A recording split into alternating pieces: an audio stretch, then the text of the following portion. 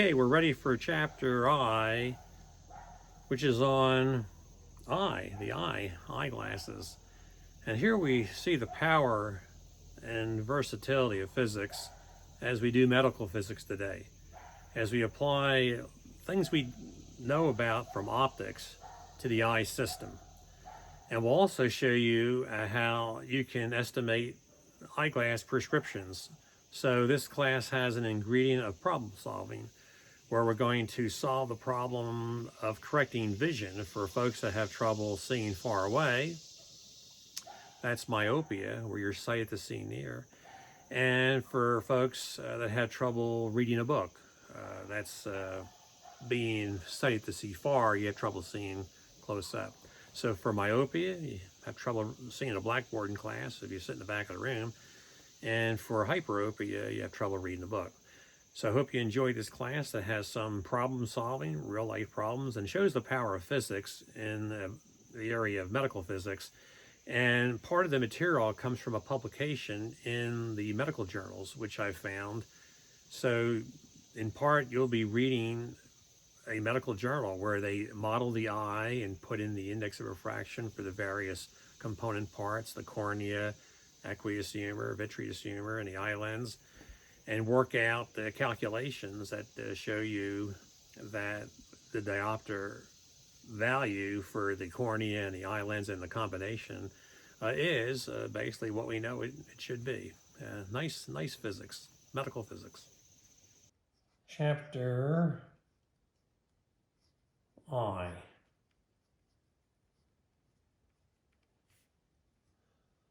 We can go with eyeglasses.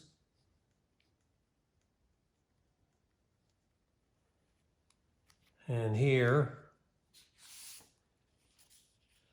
the cover of the Physics Teacher issue of February 2005, where I wrote a paper on prescribing eyeglasses and how we could use physics to estimate, with just a ruler, estimate someone's prescription.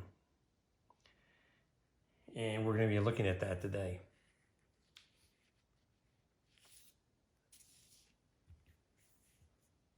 So I1, the human eye.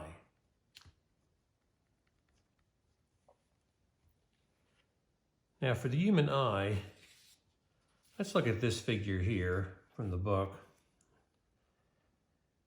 This has biology in it, but also it has a nice schematic to illustrate physics. So we're looking at a light tight box here, eyeball, like the camera.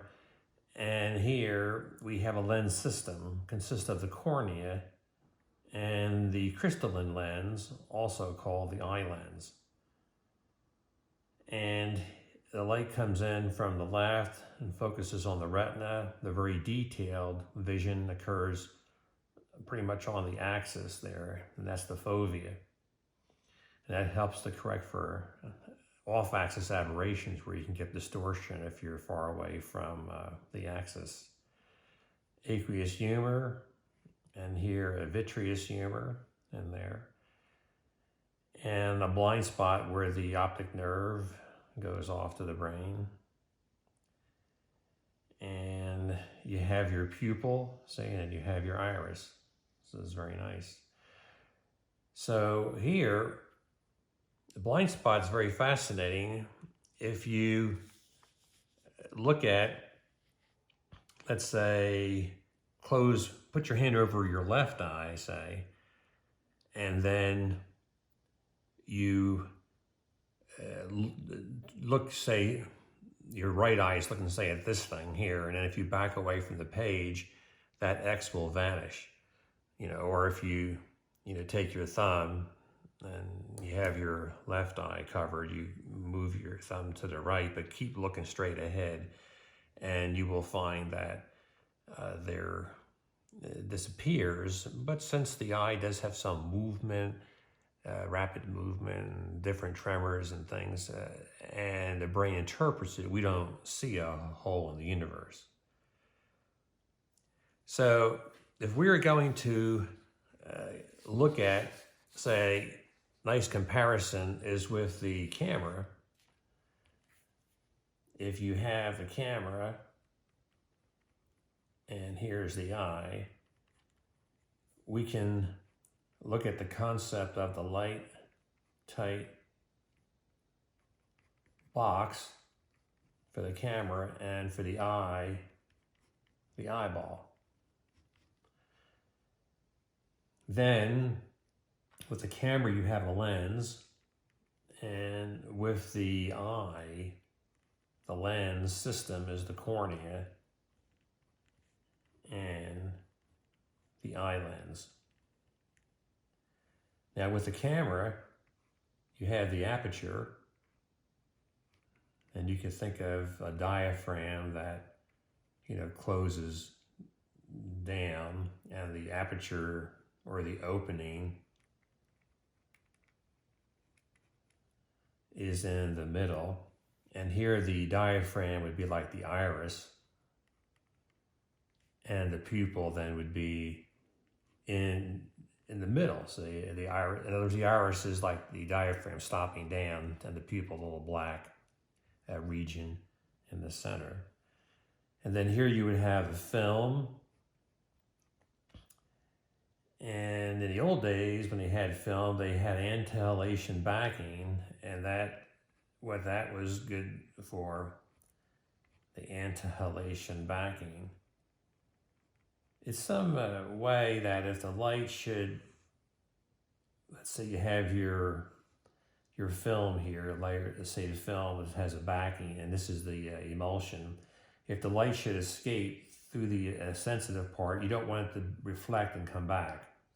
So you would, if you had, say, this is the film emulsion where you actually detect the light, and this is the base, some kind of backing here that would absorb the light, so this wouldn't happen. So with the eye, you have the retina, and there's the choroid behind it, and that absorbs light. Now with the cat, the cat, let's see, with the cat, you have a tapetum, which is a section, say, like in front of the choroid, and with the humans, if you have the choroid here, say the retina, the tapetum obscurum, it absorbs it. But with the cat, because it hangs out at night, there's the tapetum lucidum, where it reflects it. So that's why cats don't see as sharp, but they can see, has sensitivity. And then here you have a shutter that exposes the film. Here we don't go around blinking our eyes, taking pictures with our eyes. So the closest thing here, like if you move too fast and the shutter's not fast enough, it blurs. So you could say that what's analogous with the eye is the processing rate. And it will say eye brain because a lot of processing begins in the eye.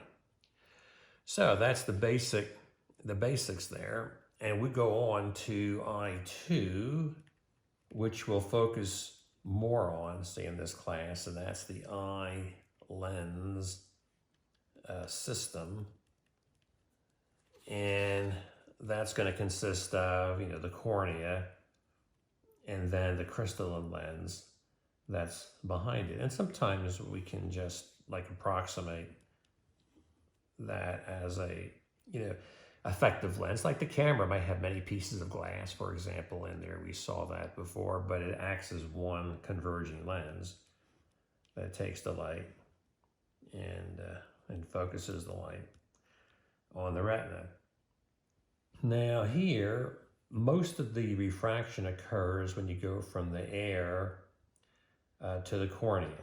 So here's the cornea, and that's the big change in index of refraction.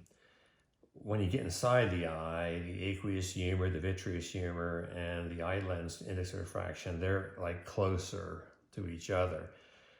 So here, and very round off, the one significant figure, you get 40 diopters from the air to the cornea.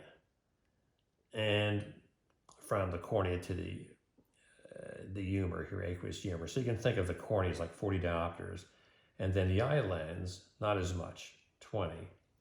But what's neat about the eye lens is that it can change its curvature, be more bulgy or thinner, and that helps you then adjust the focal length so you can see close up or far away. So this goes from 20 to 24 diopters, and that means the overall power of the eye goes from 60 diopters to 64. Now here's how you can get that 4. Watch this beautiful physics. If you look at infinity, then let's say what happens here is the light focuses on the retina, and that's 60D. That's 60D. And you can get that 60D, by the way, because the effective distance, now not the size of the eyeball, because the effective place where the focal length would be effective focal length in here is around 17 millimeters. And if you use your formula 1,000 over that, you're going to get like 1,000 over 20 would be 50 diopters. So you can actually see how that's coming into play. And but here's the deal: if you want to be able to see close up, and most here adults can get to 10 inches, 25 centimeters, and this is considered normal reading distance. So if you're here at 10 inches, 25 centimeters, then the light that comes out, say, what we're going to do is, what kind of power do you need to make it go parallel? Because once when you get it parallel, your 60D does the rest of the job. If I have parallel light, the eye can then do it. But this is like extra. If I want to also see close up, but this is very easy to see because, see, that's the focal point there. If the light's going to go out parallel, and if the focal length is 25 centimeters, then your diopters would be 100 over f in centimeters, and 100 divided by 25 is 4. So like you got it. Like you need 4 extra. If you can see parallel light, that's with the 60D, this needs to create parallel light needs an additional 4 diopters.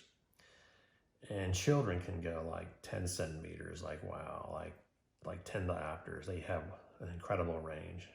Like they can go, that's like up to 70 diopters. All right, so here, this would be called the near point. And think of reading a book 25 centimeters away from the book. So now if we go back to this idea of the 17 millimeters and we make a little chart, let's look at the cornea and let's look at the eye lens. All right. So when I say eye lens system, I mean the entire focusing power of the eye. But the eye lens is also it's by itself refers to the crystalline lens here. So you have 40 diopters, and then you have 20, and that's a total of 60. And the focal length, 17 millimeters. Remember how you get the focal length. Diopters is 1,000 over f in millimeters. And you could swap the D and the F and have the focal length in millimeters is 1,000 over diopters. So if your diopters is 60, if you take 1,000 over 60, you get 17. And then here, and these are rounded off, like we'll see later, it's more like 43 diopters, but we're just going here, a big round off. And this is then 24 diopters, and that's 64. Now if you take 1,000 and divide by 64, that's where you're going to get your 16. So the size of the eyeball is a little larger, maybe like 25 millimeters or so. But this gives you a good basis of the eye. So let's now look at the pupil next. Now, the pupil, this would be I3. Notice how we're using our physics here. We're using the concept of focal length and diopters and our formula. So we're doing medical physics here. We're applying the laws from physics. Here's my daughter's eyes. And the pupil in the middle there, and the iris is, that's the color of the eye. That's, you can think of that as like, you know, stopping down, and like the aperture is the middle part. And here, the pupil varies. Like if it's real bright out, you get 2 millimeters, like 2 millimeters. And then if it's like real dark, it expands to about 8 millimeters. So if we look at that, in other words, the diameter of the eye is going pretty much here from 2 millimeters when it's bright out, bright and sunny, to 8 millimeters when it's dark and have like less light around. But since we have the focal length, it's so close to 16 here, all right, 16 millimeters. So then remember that the D in camera physics is F number, F over number. So I'm just curious what F number we have for the eye. Well, the number would be equal to F divided by D, but just swapping the D and the number. I always tell my students that are non-mathematical to say, look, you know that 3 is 6 over 2. If you swap the 3 and the 2, you get 2 is 6 over 3 for my non-physics majors. So here, if you look at this, if you put in here the 16 for the F, and for the D, you put in, say, the 2, you have 8. And then on the other extreme, if you put in the 8, you get 2. So what we're talking here is we're going from F2 to F8 for the F numbers for the eye.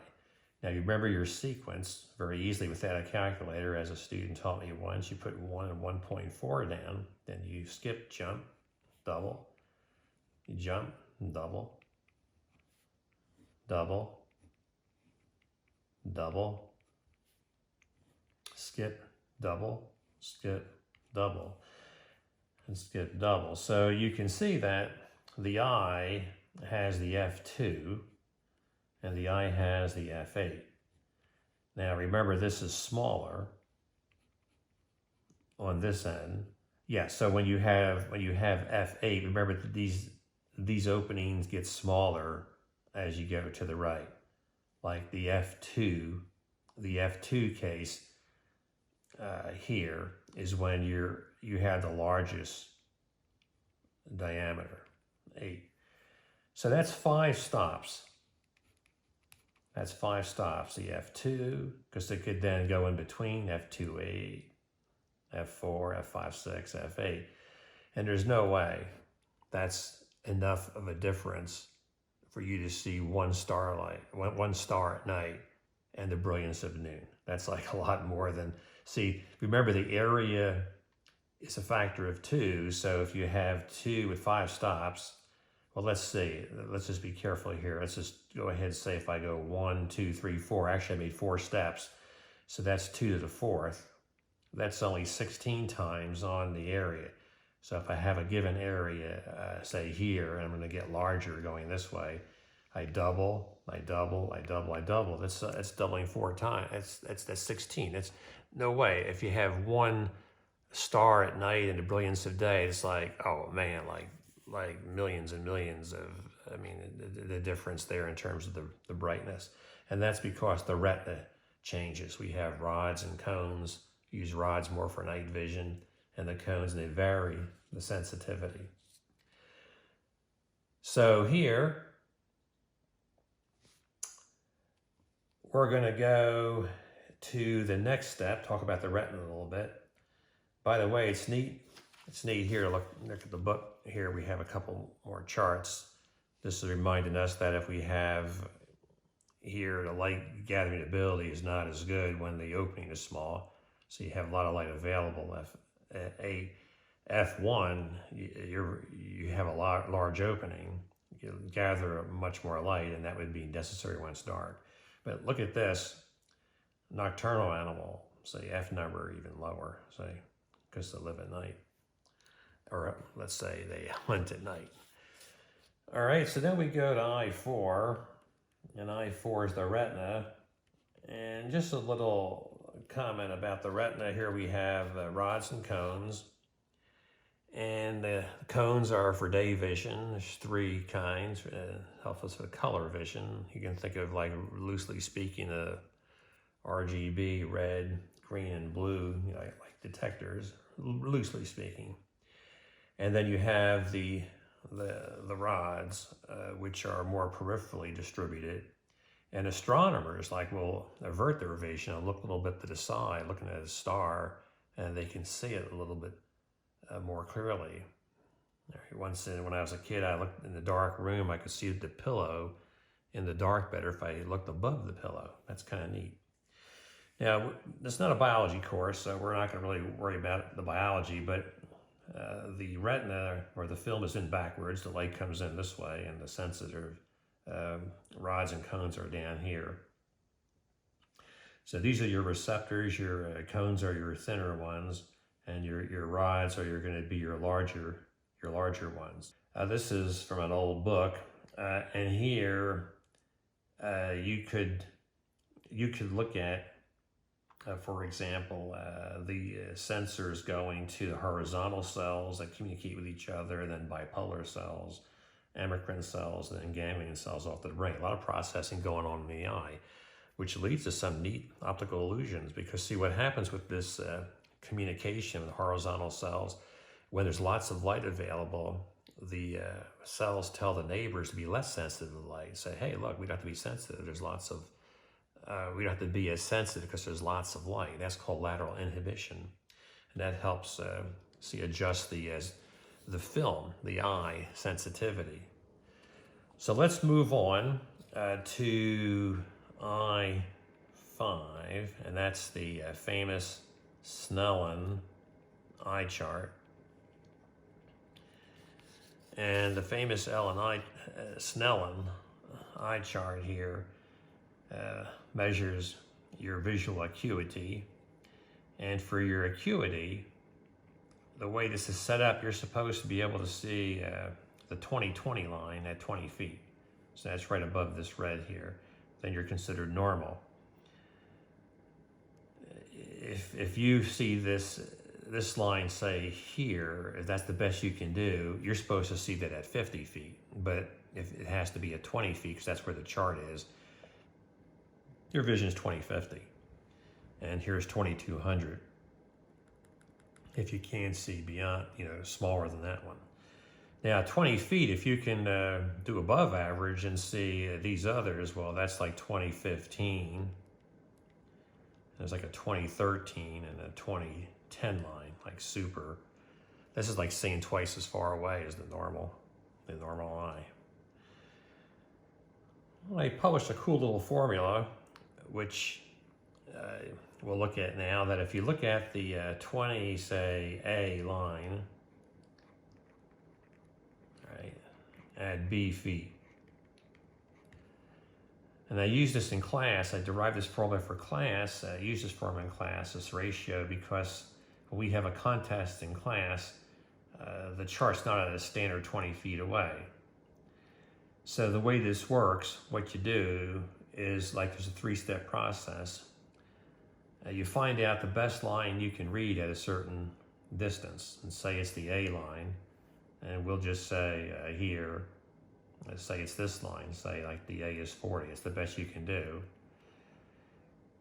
But say you're here, let's say you're 50 feet away when we make the measurement. Well, is that better or worse? Well, if you're supposed to see this at 40 feet and you're seeing 50, you're better than 20/20, so that means it's going to be less than 20/20. And let's go ahead and work it out. Here's the step, you take A over B, and that's your 40 line over your 50 feet, A over B, and that's 4/5. And the second step is you multiply that by 20. And when you get that, 5 goes into 24 times, 4 times 4 is 16. The last step, you take 20 slash, you just stick that number down there. So that's how you can measure someone's acuity with the chart and not have to worry about it because it's 20 feet away. So that's 16 vision, because it's better. You're looking at the 40 line at 50 feet, so that's like better, you're doing better. So we use that in class when we have our contest in my liberal arts physics class. That's cool, little formula there. And that formula is based on simple like geometry, that if you make the letter twice as big, then you should be able to see it twice as far away. So that's why that ratio works. Don't know if I've ever seen that formula published. I mean, I published it, but I mean, you can figure it out easily by ratio. But we use it because we don't have the 20 feet distance. Also, it's not an official test when you do this at home, because the doctor's office has the standard amount of light that's illuminating the chart, and that's also important. I remember when I first got tested back in the old days, I was a teenager. I saw the chart on the wall, and I said, "Oh, I can see this chart. That's not a problem." But all the letters were backwards. And then the doctor says, "Now look at the mirror." So I had to look the other way. It was then twice as far away. It wasn't 10 feet. It was like 20. And then the letters were the right orientation. I says, "Oh man, I was in trouble." That's why I discovered I had to wear glasses. But I wasn't too bad. It was about 20/30 vision back when I was a teenager. I discovered that because I had an infection of the eye. So I went to the eye doctors for the infection. Discovered I needed glasses. Of course, I kind of sat up front in class. I knew I had trouble seeing the blackboard. And here, question is the best acuity possible. And my brother had it. I was envious of my brother. He had 20/10 vision. This is about the best that a human can have. That's that last line on that chart, on that eye chart. And here I was fascinated I love baseball.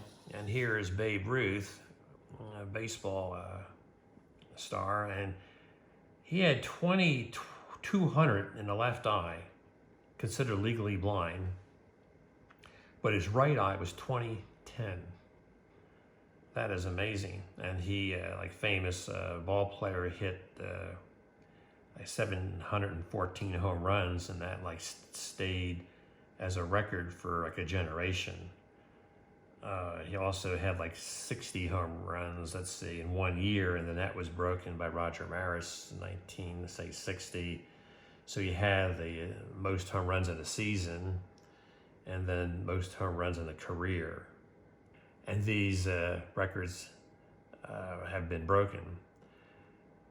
Just imagine I'm a teenager, say, with 20/30 vision, without my glasses. And Babe Ruth's got 20/10. He can see 3 times as far as I can. So he's reading license plates when his friends and others like myself can't even see the color of the license, maybe not even see the license plate itself, all right? So just imagine that, seeing 3 times as far as someone that has a little bit below average in vision. But even 20/20, he sees twice as far. And ball players, sports folks have to have good eyes. And here is Hank Aaron, who broke the Babe Ruth record, 715 home runs, and went on to do 755. And then Barry Bonds, breaking that record. I found fascinating what an eye doctor and sports visual specialists in sports said about Barry Bonds. Dr. Bill Harrison, the most renowned visual performance specialist the game of baseball has ever witnessed, had spent nearly 50 years studying how to train the vision of athletes at the highest level possible, and almost 50 years of vision testing major league hitters. Barry Bonds has no equal. That's a half a century. This means not just visual acuity, it includes hitting specific vision, which means detecting subtle changes in pitch a pitch ball is such a speed location, and you know your physics here. When you're looking at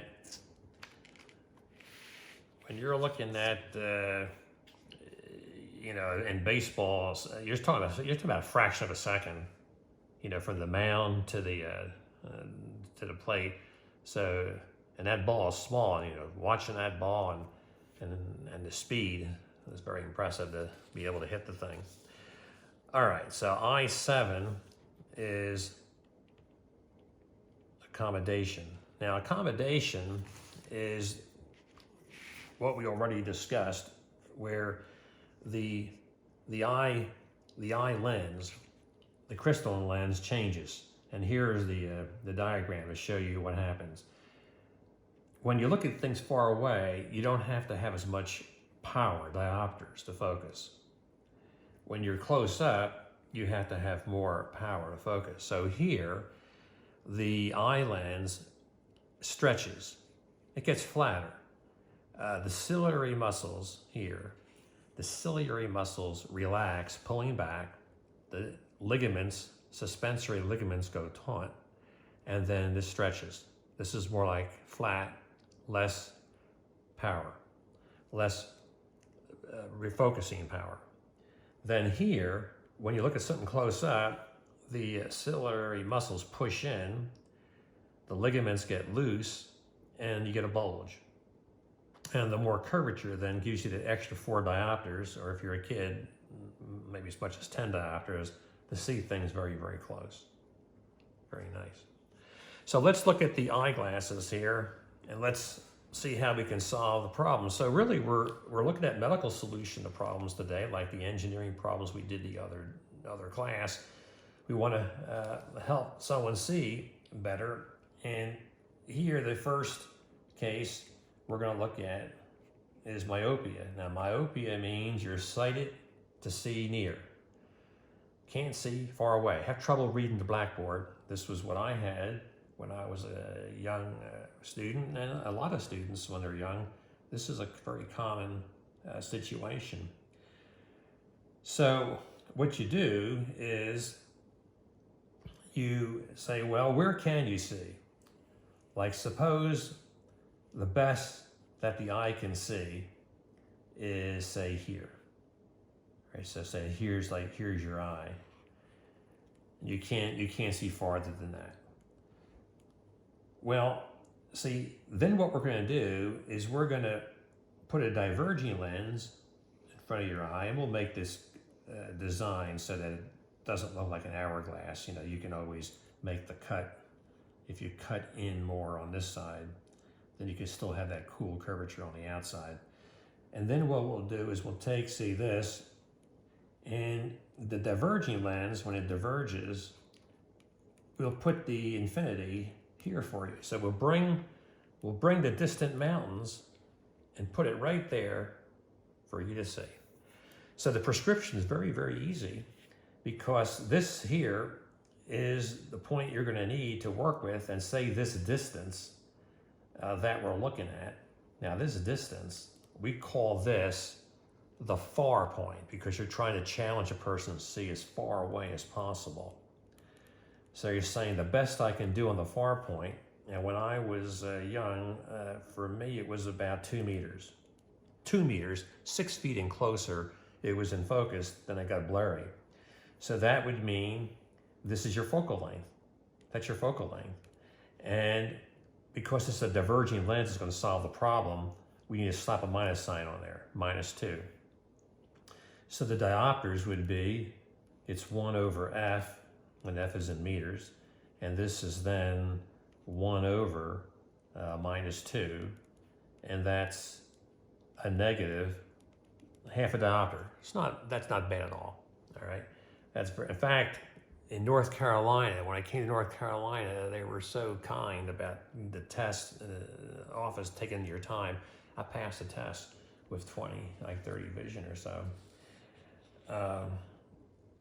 So here's a nice little diagram from our course where it shows you that things far away can be made to closer in virtual image. So that means when you're looking at this, you're looking at the image close to your eye, so you can focus on that, you can see that, and then you don't have to look back there. And what's marvelous is that the angle's the same. The angle of approach is the same, which means that the brain figures this is not a miniature mountain that's only, say, maybe 50 centimeters in front of you. The brain interprets it at a distant mountain farther away. So it's the same angle, the same slope. So interprets this as it should, the mountain far away. So if we look at the myopic eye, that's myopia, the myopic eye, the problem is we have trouble seeing far away. So one way to see that is that the rays bend too much, and the myopic eye can see actually closer. So you can see closer than normal because you have this extra this power here that now when your eye can't relax and see far away. So you put the diverging lens on there so that you can see, but then often you can just keep the divergent lens on there and you won't be able to see as close as you did before. This will push things farther away a little bit, but a lot of folks just wear the glasses all the time, all right? So that's neat. Notice that you can squint, and that helps because when you squint, that's more like a pinhole camera. And actually here, you get too much focusing power. If you have tears in your eyes, then that will decrease the pressure. Instead of going from air to cornea, it's like there's tears in there, the cornea, that can help. And then there's a student in high school that did something bad. He pressed his eye a little bit and he could see good for a while. He flattened his cornea. That's very bad, very, very bad. But this is all physics: squinting, pinhole camera, the tears, less index of refraction, less a difference of index of refraction, and then the pressure, stretching the eyebrows, pulling them back. These are other tricks that flattens the cornea. That's bad. Don't do that. And flattening the cornea by surgery, all right, that's the radial keratotomy. That can be done to work on this. Okay, now we go to the next problem, and the next problem, solving the problem. That's pretty fast. How to do that. Oh, and by the way, my paper said what you do is you just have a student come up in front of the class and take their glasses off and then look at the computer screen, and let's have them get as far away from the computer as they can. And in some cases, some students that had myopia to a severe degree, that this distance was like 20 centimeters. So that's, they couldn't get farther. I say, go to the computer screen and get as close as you need to so everything's sharp. And then when you back away, stop when it's no longer sharp. And it was 20 centimeters. So when you take 100 over 20, slap on the minus sign, that's a minus 5D. So we could estimate that in class. And now when you ask the students, what is your prescription? They might know it's like minus 4.7 or something diopters, but it's a very, very powerful way. And that was the idea. That was the idea behind this paper, the physics teacher, that with the ruler, you can estimate your prescription by this experiment, all right? And that's the one for myopia. Very, very nice. Power of physics, amazing. Okay, then if we go to hyperopia, now I8,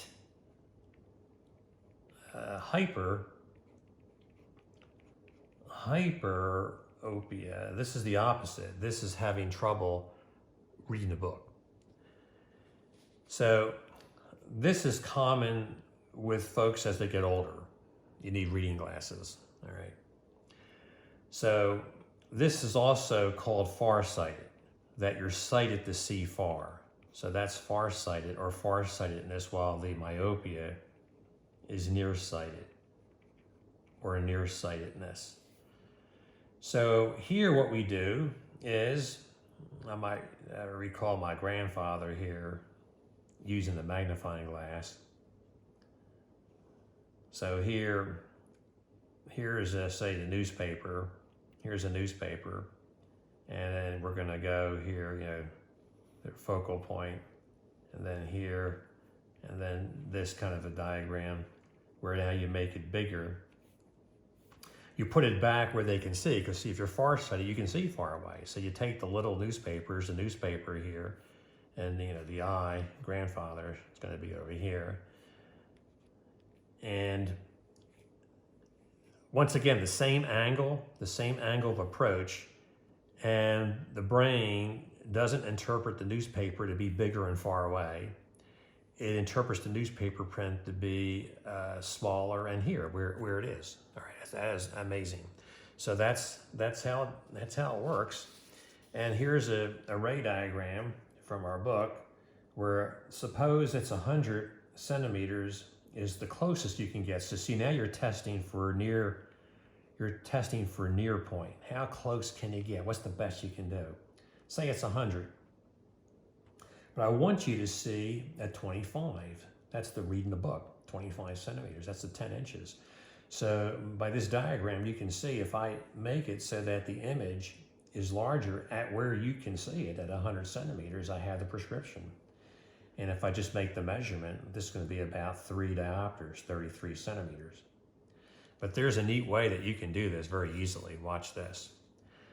Remember we said here that when you get near, you get extra diopters. But suppose the best that you can do is not the 25. 25 would get you to 4 diopters that you need, but suppose the best you can do is the 100. If the best you can do is 100 centimeters, you can't get the book closer, you're holding the book far out, then 100 over 100, that's 1 diopter. You can do 1 diopter, but you need to do 4. So I'm going to prescribe the difference. I prescribe +3. And these are converging lenses, so we use positive. So there's the 3, and the 3 diopters, that's your 33 centimeters, your focal length, because remember that the focal length in centimeters would be take 100 and divide by diopters. So for 3 diopters, that's the 33. So there's the nice graphical way to see it and the mathematical way.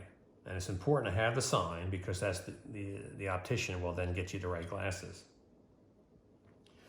When I was a boy, I needed to have the negative 0.5 diopters. And my mother, she had trouble reading, so she had the opposite problem. So say, I don't think she was probably this bad, but let's say mom needed +2. Mom needs +2, and this is son. I gave my glasses to my mother, and when my mother tried them on, she says, "Oh, hon, you're in trouble, like you're bad." I says, "Mom, no, I'm not. The doctor said that's a mild case of myopia." "Oh no." See, my mom took her glasses off. She needs +2. You give her a negative, oh my, she's gonna go nuts, all right? You're giving her the opposite of what she needs, so it really threw her out of whack, and she thought I was, really bad. So I went to my brother, Den, who had the 20/10 vision, and I says, here's mom's glasses, here's mine, which one's stronger? He looked at mine and says, "Oh, that's like nothing." He put mom's up, he says, "Oh yeah, this is strong glasses." So I told my mother this, but mom said, no, hon. In New Jersey, they use hun a lot. "No, you got bad vision." And I didn't think about this, but what should I have done, class? Like, what should I have done with my mother? I should have said, "Mom, put your glasses on first to make yourself normal vision. And now, look at my glasses." See, didn't think of that. All right, so if we go back to then the accommodation for the hyperopic eye, this is one where you can think of not bending enough to read the book. It doesn't bend enough, so you need a converging lens to help do the rest of it, to help out there. And once again, it's possible that you might be able to just keep the glasses on. As I said, that depends on individual case. Okay, now we come to I-8. And this is a paper I wrote where I figured out how you could prescribe glasses, in some cases, from a photo. And I'm going to talk about that. Before we do that, let's remind ourselves about myopia, because this is going to be applied to myopia, all right, a case of myopia. Here, for example, a student of mine took this picture. I'm holding glasses, prescription glasses here. These are negative 5 diopters. And see, when you have the diverging lens, you're going to get the virtual image. And so here is the virtual image. See that's the person, but then there's like the virtual image. There's a building back there, but then see the small virtual image. Isn't that cool? And if you put your hand out there and move your head back and forth, that's called parallax. When like you do that, you can actually kind of figure out where that image is. Because if your hand moves with that image together, that means like you're there at that place. So we were having some fun with that. So here is how I made this discovery. I was watching a movie, and Memento, I believe that's rated R, that movie. And here's the situation. Now, I duplicated because of copyright laws. I made my own configuration with my students. So in the movie, they had focused on a character, but then the tattoos on the wall, there was a tattoo shot, were in sharp focus. So here we're setting up this from the movie. So I'm looking at this and say, wow, look at that. That's Go Bulldogs. That's sharp. But also she is going to be in sharp focus because that's where, like, obviously the camera is focused on her because like that's like the movie star. So it focused on her, but I says, wait a minute. If the image is sharp, that means the image has to be where her face is. But we know how far she is from the glasses because we can estimate that. Like if you're talking to someone, I have students come up to the front of the room, like stand, like, hey, just talk to somebody. And they get about 50 centimeters away, and then we measure this distance. We measure this distance in class by just having students come up and say, hey, look, just like stand like you're talking to someone. And like you're having a private conversation. 50 centimeters, is about half a meter is reasonable. Now you get, really close. It's like you're getting too close to the person. It's like, hey, what are you doing? Like you violate my space. So if you can estimate that to be 50, all right. So she's in focus, and then this is in focus. That means this image is 50 centimeters from the eyeglasses. Okay. Now, if this image is 50 centimeters. Now that post is far away. In fact, across the room. So for all intents and purposes, you're at the focal point. All right. So in other words, this distance, if that's going to be your 50 centimeters, then your prescription diopters will be with a negative 100 over f in centimeters, and that's minus 2 diopters. Can you believe that? Like, you're not even examining a person like in a doctor's office setting, or not even using the ruler like we did earlier, just looking at the picture, looking at the movie. That is an awesome, power of physics to be able to, like a detective, watch the movie and figure out the prescription. We did another one outside where it's easier to see the difference. Like this would be more blurry because like that's farther away. So here's the UNC library banners, and this is fuzzed out, and this is in focus. And once again, it has to be sort of coincidental that the distances have to be just right. So this doesn't work all the time. But if she's in focus and the image is in focus of something that's far away, that otherwise would be blurry, then you're in business. You only have to estimate the distance between the two people, which, as we determined, 50 centimeters is reasonable for an estimate. And then 100 over the 50, slap on a minus sign, bingo. Amazing. So that's cool. All right, Doc, say action. Action. My student Vlad is using his smartphone to photograph Merritt, who is facing him, and Danny, who is in the middle. But Vlad's challenge is to arrange for Merritt and the virtual image through Danny's eyeglass lens to be both in focus. The magic distance for the eyeglasses Danny has on is 50 centimeters. This photo shows the general idea. See the virtual image through each eyeglass lens. There is a left hand placed at the distance of the virtual images so that the hand and virtual images are both in focus. The distant objects outside the lenses are blurred. These glasses are strong, placing virtual images only 20 centimeters from the eyeglass lens. Here's an example. We need to estimate the distance from the lens to the small virtual image of the letters from the distant wall. The key is to estimate the distance from the lens to the lady, since the camera is focused on her as well as the virtual image. This distance is about 50 centimeters. Think about how far you would be from someone having a nearby private conversation. The prescription for the eyeglasses is then -2 diopters. That's quite impressive, getting a prescription from just looking at a picture. But it's only possible because both the virtual image and the main subject happen to be at the same distance from the camera. We are outside here, and the distant object we're focusing on is a banner at my university. You can see in this detail of the photo that the letters are quite blurred when not seen through the lens. I would like to thank my students Merritt Tutwiler and Danny Secor for their roles in this demonstration, and also thanks to Vladislav Rakuski, the photographer and videographer.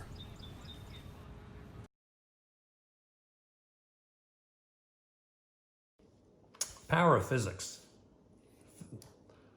Physics detective work. Now we come here to some biophysics. The dioptric power of the eye, I'll put down detail, in more detail. And you can be proud of yourself here because I got a lot of this material from a recent publication in like an ophthalmology journal or something. You know, eye doctors or eye researchers like in the medical field publishing this stuff, these models of the eye. Let's recall something that we did long ago. We had air. We had a thick lens. And we had air.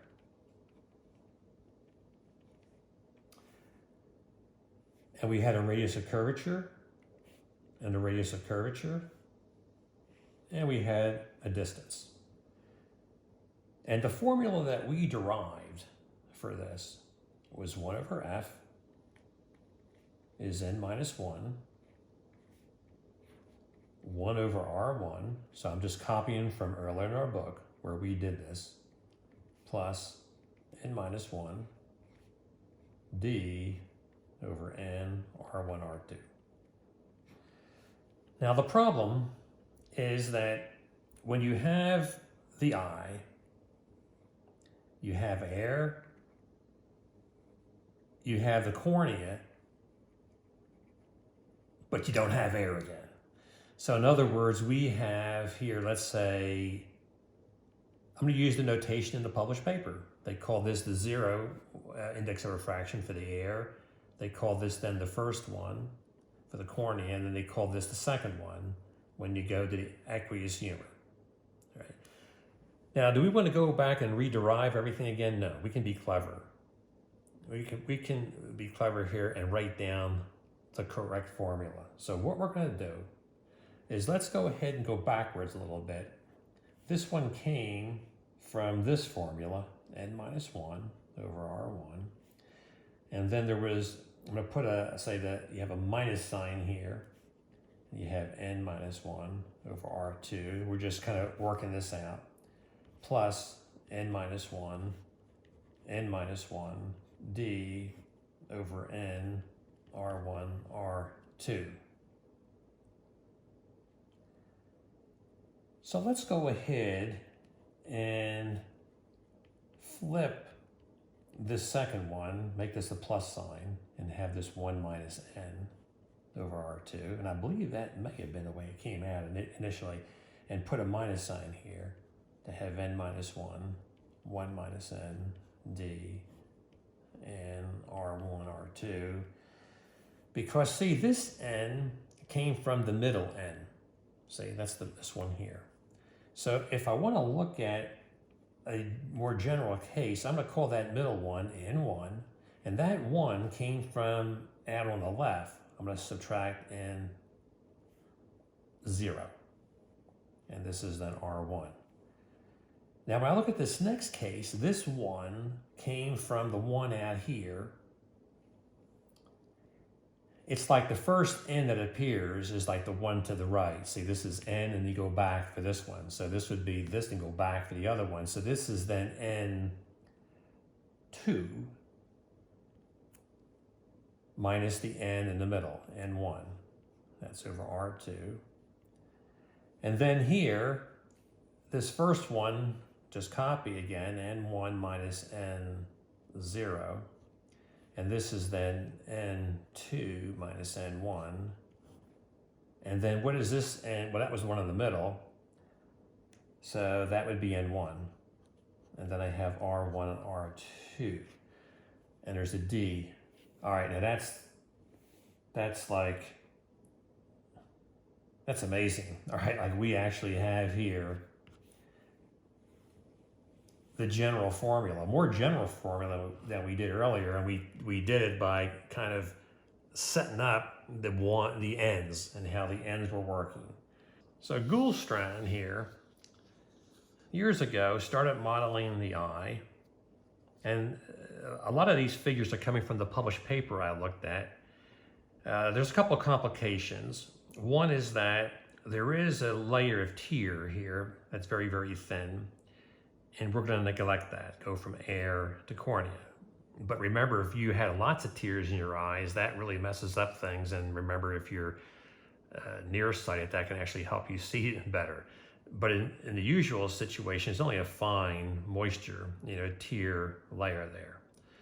Other complication is that the eye lens, to help correct for aberrations, has a very variable index of refraction. The index of refraction is greater near the center than it is near the edge. So we'll use this form near the center, and we'll look at rays that are close to the center, which we should be doing anyway, since that's what the approximation we've made often in deriving our formulas. So in this situation, we're going to apply the problem to the cornea first. We apply this to the cornea, then we apply it to the eye lens. So if we look at this, we have a focal length that's coming from the front. In other words, we're going to write this as, this is 1 over f1, all right, which we can look at. And this is 1 over f2. Remember when you had 2 lenses for homework, you did that? It came out like you'd have this formula, for example, where you could write 1 over f is 1 over f1 plus 1 over f2, and then here you would have minus, there's some d over, say, n1, and then these are your f's. So if you take the R1 with the N1 minus N0, so you have this cool formula.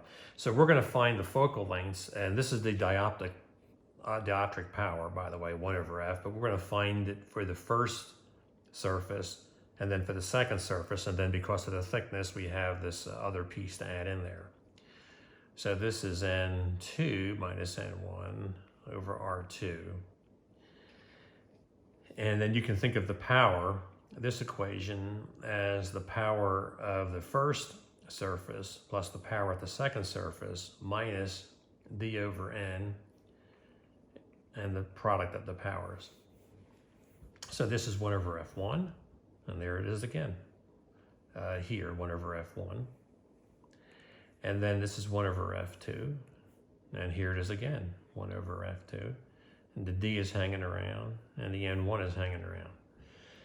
So if we were going to look at this situation, let's go ahead and get this cornea in here like this. All right.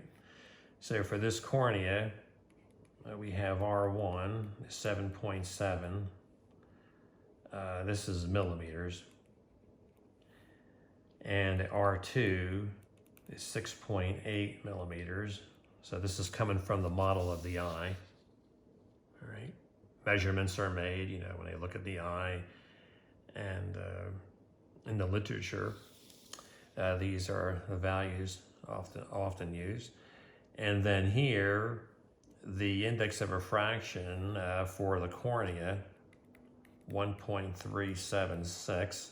Water's 1.33. So yeah, aqueous humor here, 1.334.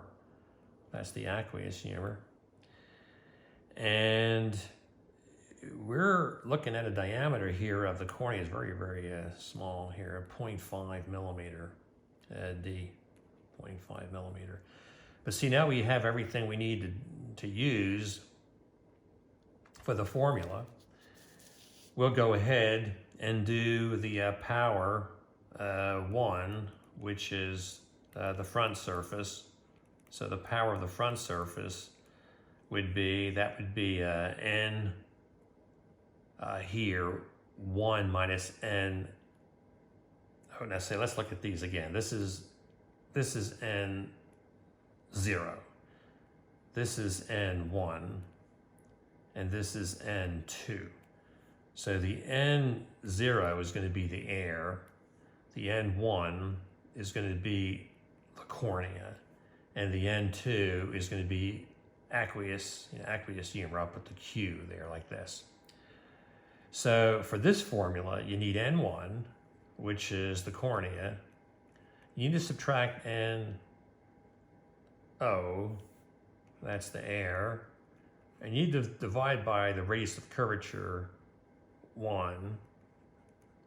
And that would be 1.376 minus 1.000 over 7.7. And this comes out to be 48.8312 diopters. The published paper keeps a lot of figures like this, and I like doing that. Now at the end, you know, we went around off. We respect chemists who are very strict with the significant figures, and you should, but you can save that step to the very end. All right. So here, we now do the back. All right, that's P2, and that's the back surface. And for the back surface, that's this one. N2 is here the aqueous, and then N1 is the cornea. And then we divide by R2, and the aqueous is 1.334 minus the cornea, 1.376. And this is going to be you know, we got to be careful here. I'm being sloppy because we really need, if we're going to do this diopter thing, we really need to do meters. So you need to have 10 to the minus 3 in there, because remember, millimeter, 1 millimeter is 10 to the minus 3 meters. So remember your formula here. If you're going to have the metric system, and in this case it's better to stick with the metric system, put the R in meters, because see, this is, if R is in meters, remember 1 over the focal length in meters. Focal length here is see, related to this R. So you need that. So here I need 6.8, and I'm going to write this one out like this. So that's meters. So 6.8123, that would be 6.8 millimeters, would be 0.0068 meters. And when you do that, you get minus 6. 1, And then finally, the piece for the separation, that's this piece here, that would be a minus. Here's your diameter, or rather, not diameter, your thickness, 0.5 times 10 to the minus third. Let's just do that. Over n, that's the n that's coming from the middle, all right? So we could say, and that's the N1, that's the cornea. And then here you put the 48.8312, and then you put the negative 6.1765, and that comes out to be 0.1. See, that's nothing. I mean, that's so small. So if you were to add all three together, then you would wind up, see, like 48 minus the 6. And if you put them all together for the power, and that's the 48.8312. And they do this in the paper. You could understand that paper, a lot of that paper, in the medical field that's doing this. Plus 0.10960. The total power is 42.76 diopters. So this is your 43 I mentioned earlier, and in our rough round off that we did at the beginning of this class, the 40D for the cornea. All right, but have we made any mistakes? What about the curvature? Like when a curvature is like this or like that, aren't sometimes it's negative curvature or positive curvature? So here's what you got to do to make sure you didn't mess up, because the index of refraction at the different places matters. We found that this is positive power and negative power. Let's go ahead and see if that is indeed the case. Let's blow this up. If a ray of light hits this surface, and here's your normal, you're going from air to 1.376. Clearly you bend toward the normal. That's bending down. That's positive power. All right, diopters, positive diopters. Now when you get over here, this curvature, I don't care if the curvature is positive or negative, I don't even want to think that way, I'll get a headache. So I'm going to just look at this and figure it out, that if I'm going to go to aqueous humor, this is less than this one. If you go from greater to less, you're going to bend away from the normal. That's up. That's negative diopters. It's going up. It's like diverging, like a diverging case. So I don't trust these curvatures. Because there's index of refraction can flip things around, depends on where you're going. So this is the safest thing to do. And I don't see that explained like that in books. I see folks cavalierly just use this work, and then you wonder, are you making a minus sign mistake? But this here shows that we're good. And then we're ready to do the eye lens. All right. So let's do the eye lens, and that would be, say, here. And for the eye lens,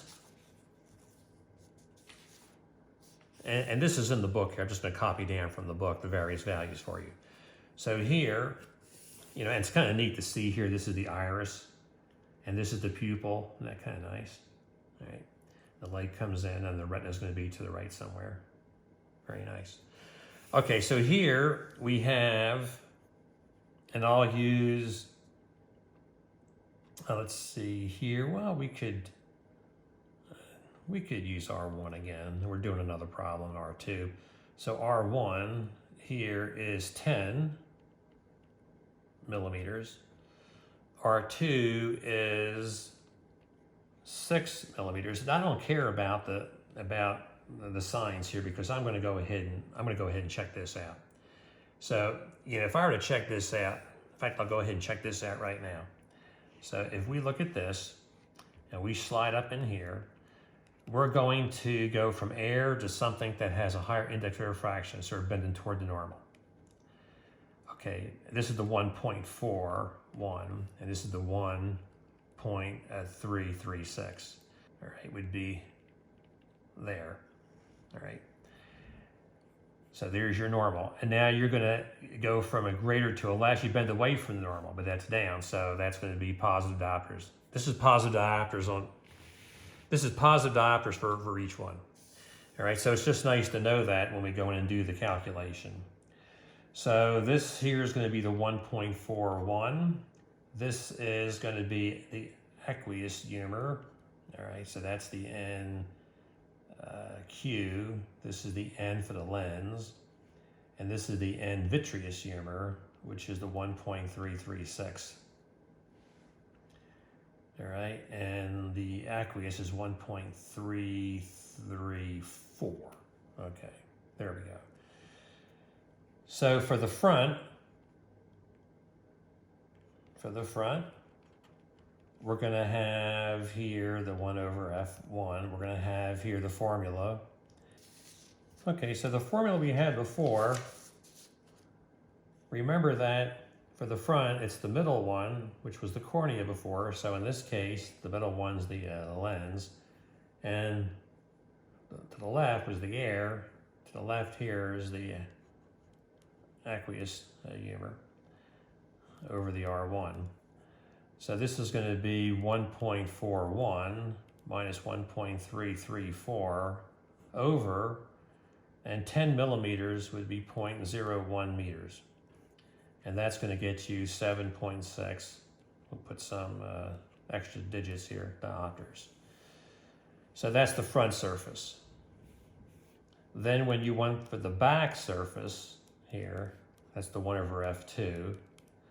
If you come back here, this was NQ, which would be the aqueous one, the one on the right, which in this case is going to be NV minus NC, the middle one. So that's the end of the lens. All right, so we're basically using the formula again. And then this would be 1.336 minus 1.41.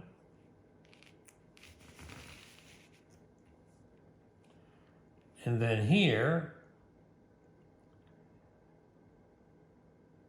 I noticed that if I put in the R2 as positive, I'm going to get a negative. And I know I have to get a positive. So here, I'm going to, for this 6 millimeters, I'm going to put in minus.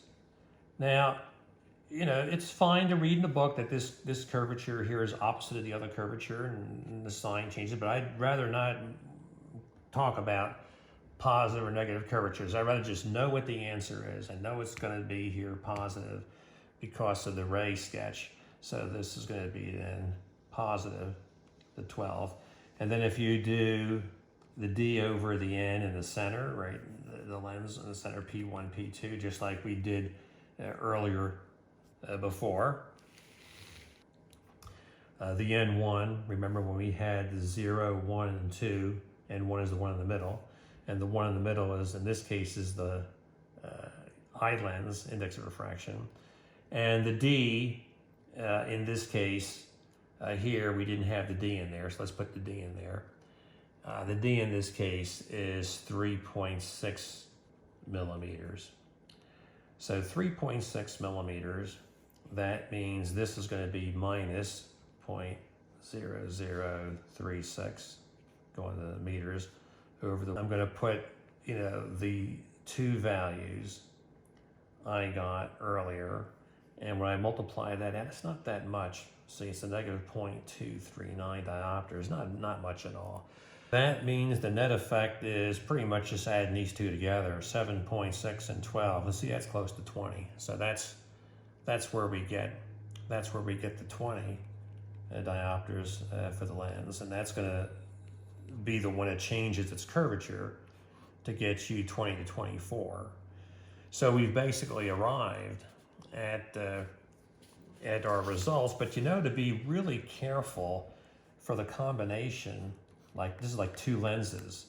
we should do the power of the cornea plus the power of the lens minus the distance between these two lenses over, in this case, the medium in the middle, the aqueous, and then the cornea and the lens. So this is like the last step to put it all together. And if you do that, you find that this piece is small. This piece here, if you look at the distance from the two, which is the 3.1, that's your 3.1, that's your distance between these two, like the two lenses, like the homework problem. Then you have here the 0.3, this 3.1 would get you, this is your meters, 3.1, boom, boom, boom, 3 times over to the left. And this is 1 point, for the aqueous is 1.334. And then this is your cornea is 40, and this is your lens is 20. So when you do that, you find that this is less than 2 diopters. It's not very much. So if we were going with one significant, like round off the nearest 10, then this 20 is fine. And for the cornea, you got your 40. Your 40 diopters is fine. So that's a lot of good physics, biophysics applying here, physics applied to the eye. And notice that, remember, the 10-year-old can have incredible amount of accommodation. So to go from 20 to 30 on the lens, so that means the total diopters, while for the adult, 60 to 64, if you're lucky, right? 60 to 64 D. For this 10-year-old, we're talking like 60 diopters to 70 diopters. Kid can see like the mountains and can see close up, can see like 10 centimeters from the eye.